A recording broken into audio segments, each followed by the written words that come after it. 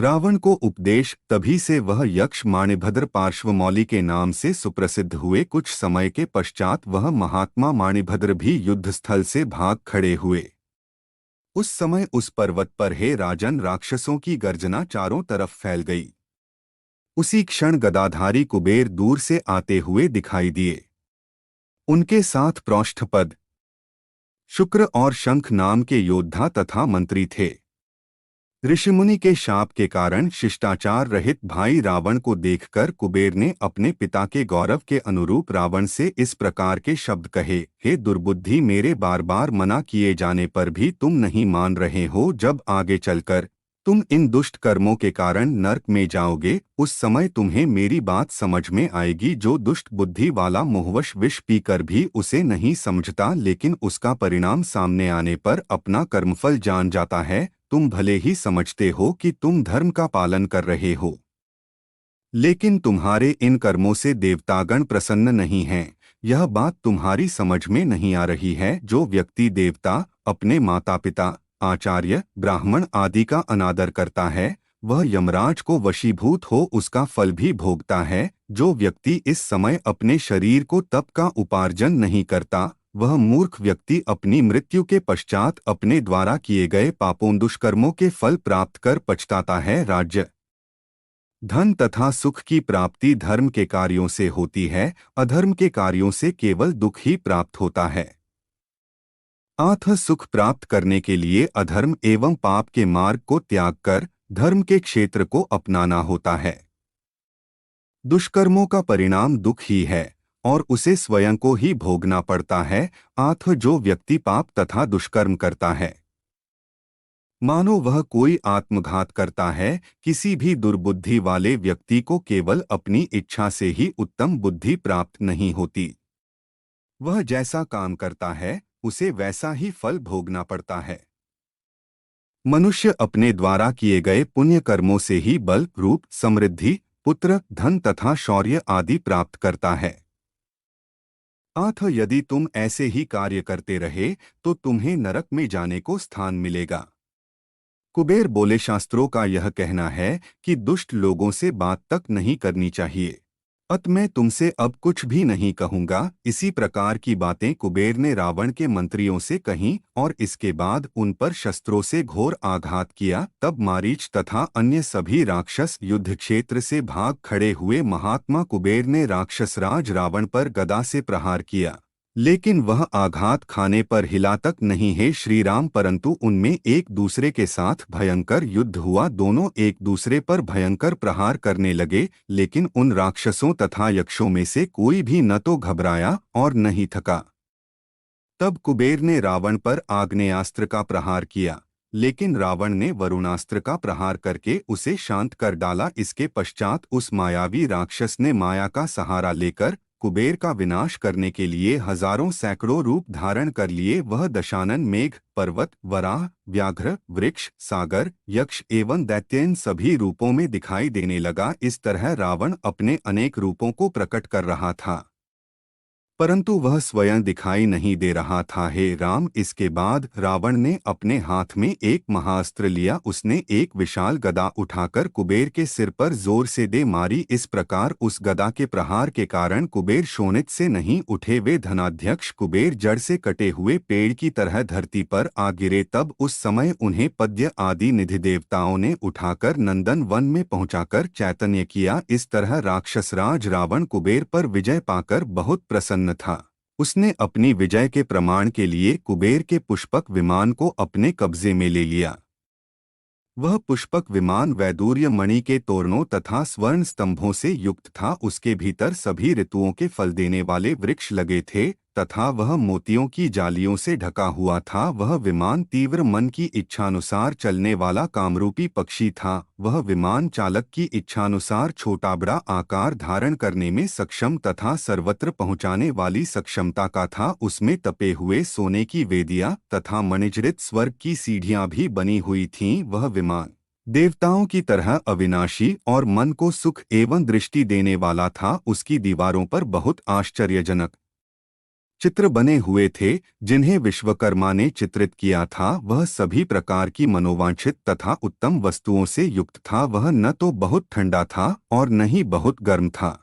वह हर प्रकार की ऋतु में कल्याणकारी तथा सुख प्रदान करने वाला था। उस इच्छागामी विमान को अपने पराक्रम तथा बल द्वारा जीतने पर वह दुर्मति रावण गर्व से इस प्रकार भर गया जैसे उसने तीनों लोकों पर विजय प्राप्त कर ली हो। कुबेर पर विजय प्राप्त करने के बाद रावण कैलाश पर्वत से नीचे उतरा। हारों और निर्मल किरीट से विभूषित वह प्रतापी राक्षस अपने बल तथा तेज द्वारा विजय प्राप्त करने के पश्चात उस विमान पर बैठकर ऐसा सुशोभित हो रहा था जैसे यजमंडप में साक्षात अग्निदेव सुशोभित हो। रावण की विजय। हे राम, राक्षसराज रावण कुबेर पर विजय पाने के पश्चात शंद्रवण नामक उस विशाल वन में गया जहाँ पर स्वामी कार्तिकेय का जन्म हुआ था। वहाँ पर पहुंचकर रावण ने शंद्रवण पर अपनी दृष्टि डाली। सूर्य की किरणों से व्यापित होने के कारण वह प्रतीत हो रहा था। हे राम, वहाँ पर एक पर्वत भी था जिसके पास का जंगल अत्यंत दूसरे सूर्य की तरह रमणीय था। जब रावण उस पर्वत पर चढ़ने को बढ़ा तो पुष्पक विमान की गति रुक गई। तब रावण अपने मंत्रियों के साथ इस बात पर विचार करने लगा कि यह इच्छागामी विमान किस लिए रुक गया। वह कौन सा कारण है कि यह विमान मेरी इच्छा होने पर भी नहीं चल रहा है। यह संभव है कि इस पर्वत पर कोई ऐसा व्यक्ति रहता हो जिसके क्रियाकलापों के कारण ऐसा हो रहा है। हे राम, उस समय योग्य बुद्धिमान रावण के मंत्री मारीच ने कहा, पुष्पक विमान आगे नहीं बढ़ रहा है। यह कोई कारण ही नहीं है राजन। यह संभव है कि पुष्पक कुबेर का वाहन होने के कारण तथा किसी अन्य का वाहन न होने से निश्चेष्ट हो गया है। इस बातचीत के बीच में ही कृष्ण पिंगल वर्ण, अत्यंत विशाल, विकट वामन, छोटी भुजाओं वाले, मुंडित मस्तक वाले तथा बलवान नंदीश्वर वहां उनके पास आ खड़े हुए। शिव के अनुचर उन नंदीश्वर ने निहशक भाव से राक्षसराज रावण से इस प्रकार कहा, हे दशग्रीव, तुम वापस लौट जाओ। भगवान शंकर इस पर्वत पर क्रीड़ा कर रहे हैं। देव, गरुड़, नाग, यक्ष, गंधर्व, राक्षस और सभी अन्य प्राणियों का इस पर्वत पर पहुंचना अगम्य कर दिया गया है। नंदीश्वर के इस वचन को सुनकर राक्षसराज रावण क्रोधित हो उठा तथा उसके कानों के कुंडल हिलने लगे। क्रोध के कारण उसकी आंखें लाल हो गईं। इसके बाद उसने पुष्पक विमान से उतरकर कहा, यह शंकर कौन है? और वह पर्वत के मूल भाग पर जा पहुंचा। वहां उसने देखा कि भगवान शिव से थोड़ी दूरी पर नंदीश्वर दूसरे शिव के समान हाथ में चमकता हुआ शूल लिए खड़ा हुआ था। उसके वानर जैसे मुंह को देखकर राक्षसराज रावण ने मेघ के समान अवज्ञा भाव से हंसना शुरू कर दिया। तब भगवान शिव के दूसरे रूप नंदी ने क्रोध में आकर अपने पास खड़े हुए दशानन से कहा, हे तूने मेरे जिस वानर रूप की अवज्ञा की है तथा वज्रपात की तरह घोर अट्टहास किया है, उस तरह के वानर रूप वाले शक्तिशाली और परम तेजस्वी वानर तेरे कुल का विनाश करने के लिए उत्पन्न होंगे। हे क्रूर राक्षस, उनकी मन के समान गति होगी तथा नख एवं दांत ही उनके आयुध होंगे। वह युद्ध करने के लिए अत्यंत शक्तिशाली, उन्मत्त और चलते फिरते पर्वत के समान बृहदाकार होंगे। वे सब तेरे प्रबल घमंड को चूर चूर कर देने वाले, तेरे पुत्रों तथा मंत्रियों को मृत्यु प्रदान करने वाले और तेरे विशालकायत्व को तुच्छ बनाने वाले होंगे। हे राक्षस, मैं तेरा अभी इसी समय वध करने की शक्ति रखता हूँ, लेकिन मैं तुझे मारूंगा नहीं, क्योंकि अपने दुष्ट कर्मों के कारण तू तो पहले से ही मरे के समान है। नंदी महात्मा के यह कहने पर आकाश से पुष्पों की वर्षा होने लगी और देवताओं की दुंदुभियां बजने लगीं। क्रुद्ध रावण ने महात्मा नंदी की उन बातों पर ध्यान नहीं दिया तथा उस पर्वत के पास खड़े होकर बोला, हे गोप्ती, जिस पर्वत ने मेरी यात्रा के समय पुष्पक विमान की गति को रोक डाला, मैं अपने सामने खड़े उस पर्वत को जड़ से उखाड़ डालूंगा। शंकर किस प्रभाव के द्वारा यहाँ पर हर रोज राजा की तरह क्रीड़ा करते हैं? क्या उन्हें इस बात का ज्ञान नहीं है कि अब उनके लिए भय का कारण मौजूद है? हे राम, यह कहने के बाद रावण अपनी भुजाओं के निम्न भाग को पर्वत के निम्न भाग में लगाकर उसे शीघ्रतापूर्वक उठाने लगा। जिसकी वजह से वह पर्वत हिलने लगा। पर्वत के हिलने के कारण शिवजी के सभी गण कांपने लगे तथा पार्वती जी भी घबराकर शिवजी से लिपट गईं। हे श्री राम, तब देवताओं में श्रेष्ठ माने जाने वाले शिवजी ने लीला करते हुए अर्थात सहज भाव द्वारा अपने पांव के अंगूठे से उस पर्वत को थोड़ा दबा दिया। यह लीला देखकर उस राक्षस के मंत्री आश्चर्यचकित रह गए। रावण अपने क्रोध तथा भुजाओं की घोर पीड़ा के कारण बहुत जोर से चिल्लाया, जिसकी आवाज से तीनों लोग कांप उठे। उसके मंत्री समझे कि प्रलयकाल आने वाला है और वज्रपात होने वाला है। इंद्र आदि अन्य सभी देवता भी उस समय विचलित हो गए। पर्वत हिलने लगे, समुद्र में क्षोभ उठने लगे। विद्याचर, यक्ष तथा सिद्ध आदि एक दूसरे से पूछने लगे कि यह क्या हो रहा है। तत्पश्चात रावण के मंत्री इस प्रकार बोले, हे महाराज, अब आप उमापति नीलकंठ महादेव जी को पूर्णतः संतुष्ट कीजिए। आपको उनके अलावा कोई भी शरण देने वाला नहीं है। स्तुतियों द्वारा आप उन्हें प्रणाम करते हुए उनकी शरण में जाइए। दयालु कृपालु शंकर आपसे संतुष्ट होकर आप पर अपनी कृपा कर सकते हैं। रावण द्वारा शिव स्तुति। मंत्रियों द्वारा सलाह दिए जाने पर रावण ने शिवजी को प्रसन्न करने के लिए उन्हें प्रणाम करके सामवेदोक्त स्तोत्रों द्वारा उनकी स्तुति की। इस प्रकार अर्चना करते हुए रावण को 1 सहस्र वर्ष बीत गए। हे राम, तब महादेव प्रसन्न होकर उस पर्वत के अग्रिम शिखर पर स्थित हुए तथा रावण की भुजाओं को मुक्त करके इस प्रकार बोले, हे दशानन, तुम वीर हो, मैं तुमसे अत्यंत प्रसन्न हूँ। पर्वत द्वारा जब तुम दब गए थे और जब तुमने आर्तनाद किया था, जिससे तीनों लोकों के प्राणी रो उठे थे, तो हे राजन, इस कारण तुम तीनों लोकों में रावण के नाम से प्रसिद्ध होोगे। तुमने सभी लोकों को रुलाया है, इसलिए देवता, मनुष्य, यक्ष और अन्य लोग जो भी रहते हैं, वे सभी तुम्हें रावण के नाम से पुकारेंगे। हे पुलस्त्यनंदन, तुम जिस मार्ग से जाना चाहो अब उस मार्ग से जा सकते हो। हे राक्षसेश्वर, अब मैं तुमको अपनी ओर से जाने की आज्ञा देता हूँ। शिवजी के यह वचन कहने पर रावण उनसे बोला, हे महादेव, यदि आप मुझ पर प्रसन्न हैं तो मैं आपसे वर की प्रार्थना करता हूँ।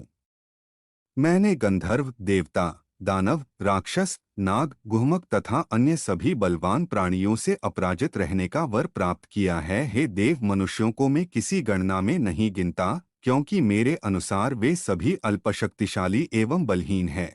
हे त्रिपुरांतक, ब्रह्मा जी ने मुझे दीर्घायु भी प्रदान कर दी है। मैं अपनी व्यतीत आयु को पूर्णत पाना चाहता हूँ। अब आप मुझे वह प्रदान कीजिए और साथ ही एक शस्त्र भी दीजिए। रावण के यह कहने पर शिवजी ने उसे आयु का जो अंश व्यतीत हो चुका था वह लौटा दिया और एक अत्यंत दीप्तिमान नामक चंद्रहास खड्ग भी प्रदान किया। उसके बाद शिवजी ने कहा, यदि तुमने कभी इस खड्ग का तिरस्कार किया तो यह पुनः मेरे पास लौट आएगा, इसमें कोई संदेह नहीं है। शिवजी द्वारा एक नया नाम पाकर वह राक्षस महादेव जी का अभिवादन करता हुआ अपने पुष्पक विमान पर सवार हो गया। हे राम, फिर रावण ने पृथ्वी पर भ्रमण करना प्रारंभ कर दिया। वह महापराक्रमी यहाँ वहाँ जाकर क्षत्रियों को कष्ट पहुँचाता रहता था। बहुत से तेजस्वी शूरवीर क्षत्रिय उस राक्षस का कहना न मानने के कारण अपने परिवार तथा सेना सहित नष्ट हो गए। कई बुद्धिमान क्षत्रियों ने रावण को पराक्रमी एवं बलाभिमानी मानकर उसके समक्ष अपनी पराजय स्वीकार कर ली।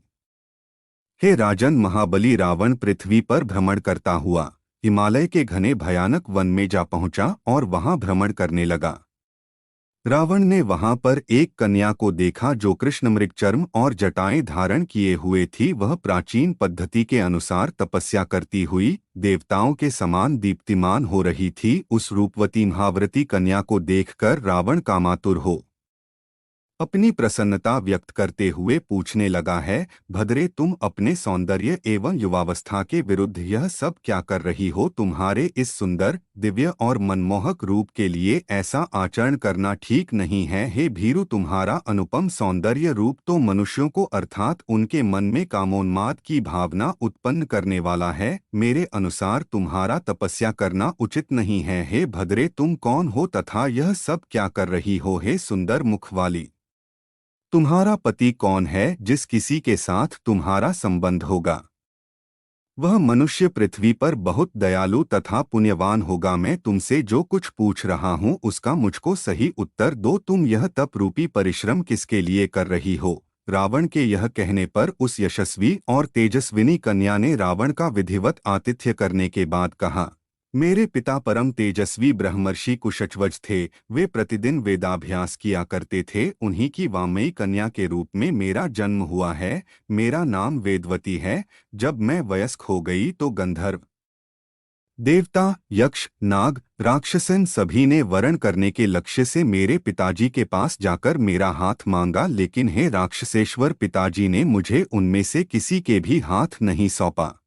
हे महाबलशाली रावण, इसका कारण भी मैं तुमको बताती हूँ। मेरे पिताजी की यह इच्छा थी कि सभी देवताओं के स्वामी भगवान विष्णु जी मेरे पति बने। तीनों लोकों के स्वामी विष्णु जी के अलावा वह मेरा विवाह किसी अन्य के साथ नहीं करना चाहते थे। उनकी इस इच्छा को जानकर अपने बल के घमंड में चूर शंभु नामक दैत्य ने क्रोध में आकर रात्रि में सोते समय उनकी हत्या कर दी। इससे मेरी माता बहुत दुखी हुई तथा मेरे पिता के शव को अपनी छाती से लगाकर चिता की अग्नि में स्वयं प्रविष्ट हो गई। तब से मैंने श्री नारायण के प्रति अपने पिता की जो इच्छा थी उसे पूरा करने का दृढ़ निश्चय कर लिया है। अब मैंने उन्हीं को अपने हृदय में बसा लिया है। अपनी प्रतिज्ञा को पूरा करने के लिए मैं यह महान तपस्या कर रही हूँ। हे राक्षस श्रेष्ठ, इस प्रकार मैंने अपने बारे में आपको सभी बातें बता दी।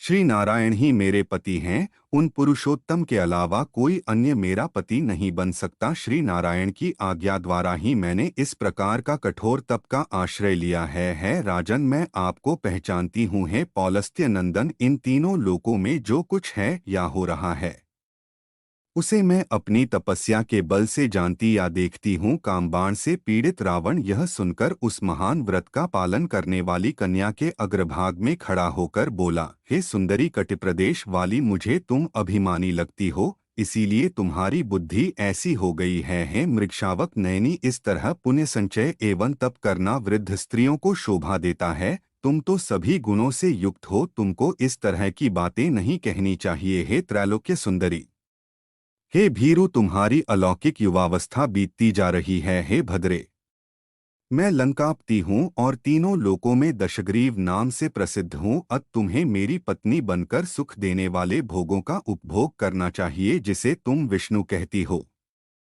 वह कौन है? तप, शक्ति, बल और भोग में वेदवती द्वारा आत्मदाह। हे भद्रे, हे अंगने, जिसको तुम चाहती हो वह मेरे समान नहीं है। रावण के यह कहने पर कन्या वेदवती बोली, नहीं, ऐसा मत कहिए। त्रैलोक्याधिपति श्री विष्णु के कमल चरणों में तीनों लोग अपना सिर झुकाते हैं। तुम्हारी तरह राक्षस के अलावा कोई और बुद्धिमान श्री विष्णु की अवहेलना नहीं कर सकता।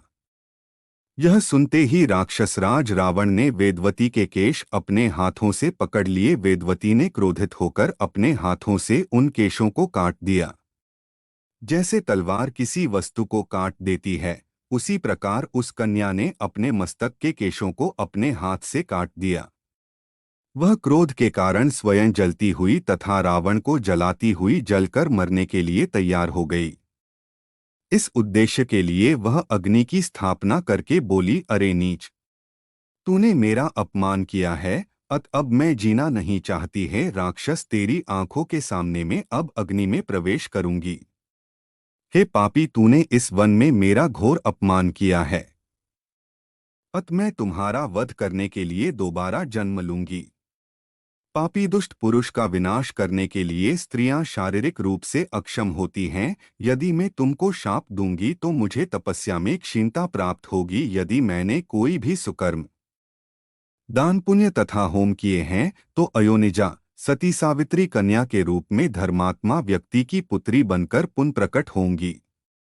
यह कहने के पश्चात वह कन्या प्रज्वलित अग्नि में प्रवेश कर गई। उसी समय आकाश से पुष्पों की वर्षा होने लगी। दूसरे जन्म में वह कन्या एक कमल से उत्पन्न हुई। उस कन्या के शरीर की काठी रूपरेखा भी कमल की तरह थी। पहले की तरह रावण ने उस कन्या को पुनः प्राप्त कर लिया तथा कमल के गर्भ की तरह सुंदर उस कन्या को अपने घर ले आया। जब रावण ने वह कन्या अपने मंत्रियों को दिखाई तब उसको देखकर शारीरिक लक्षणों के ज्ञाता एक मंत्री ने रावण से कहा, यदि यह कन्या घर में रही तो आपकी मृत्यु का प्रमुख कारण बनेगी, ऐसा लगता है राम। यह सुनने के पश्चात वह उस कन्या को समुद्र में फेंक आया। तब वह कन्या पृथ्वी पर पहुंचकर राजा जनक के यज्ञमंडप के मध्य भाग में पहुंच गई।